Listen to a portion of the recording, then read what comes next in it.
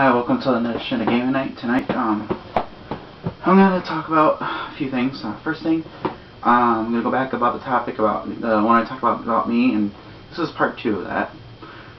And then we're going to go to the game that I played and my experiences with it, Arkham Horror. And then we'll go from there if I have time. Okay.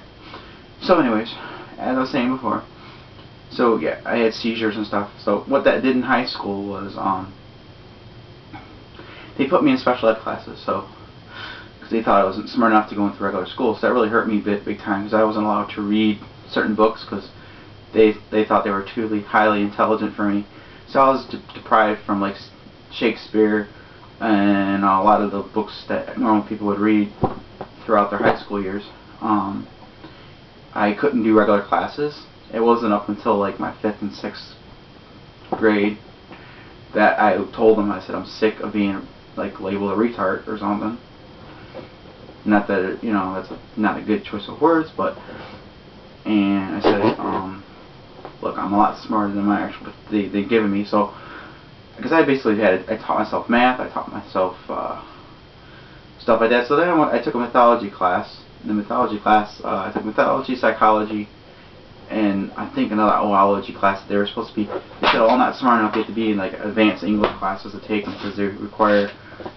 So I said, "I don't need to be in advanced English class. I'm fine." So I went to mythology classes.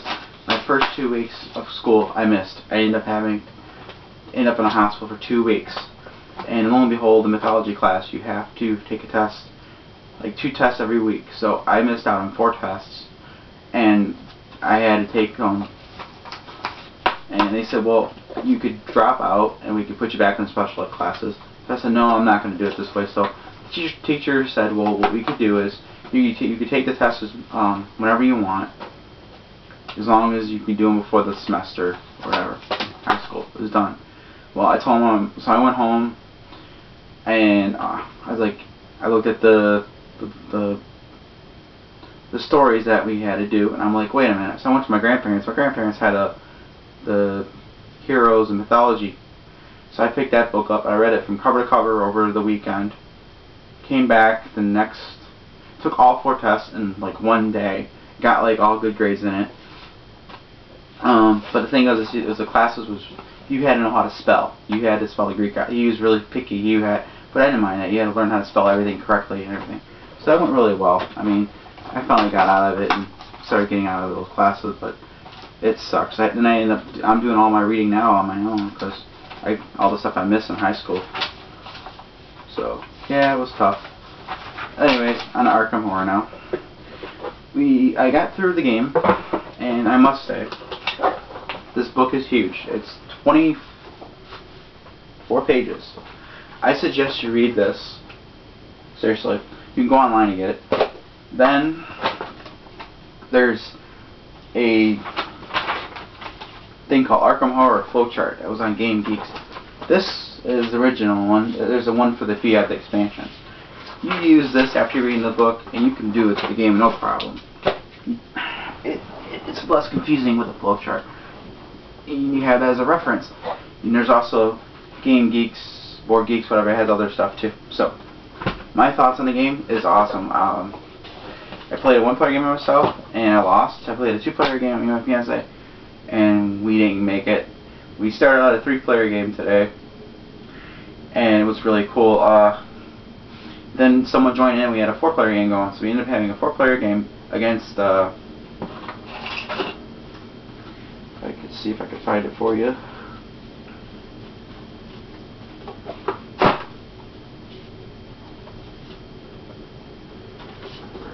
The guy we won against today. Don't tell me I lost the sheet. Uh-oh. Oh, no. We won against Azathoth, I think it's how you pronounce it. And we actually won. My fiance actually, she was so confused. She ended up winning it. She played Amanda Sharp. I was Monterey Jack. Jenny Barnes was the other guy, and then Carol Fern. So Basically, it took us 5 hours. We started at 3:30, we get done about 8. So what I suggest you do is put everything in bags, organize it, you know, each thing, and go through some of the cards so you know what they are before you even play. Because if you don't know what the cards do, and you're gonna have to keep referencing throughout the game. But yeah, it's a huge board. It took up I have a 6-foot board thing, and it took up half the table. So you need a lot of room. So that's like, if you don't have a lot of room, this is not a game you're gonna want to play. I suggest you play this game with someone that has a game, or if you're willing to shell out the money, it's really worth it. If you're into RPGs, another thing you want to invest in if you're going to get this game,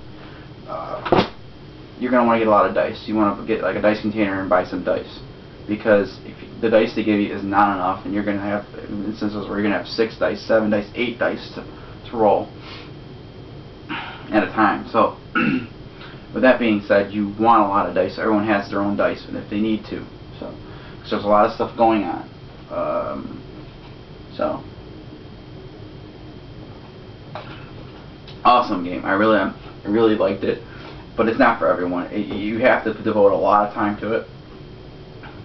You have to get over the fact that the game will own you. It will not. It's not a game you can always beat. Lucky be on against you royally. This time we were lucky. We had everything in our favor. We sealed the right gates, so the gates that were opening in the game were the ones that we sealed most of the time. So we were like, we owned that game. But there are instances from my other games that it owned us.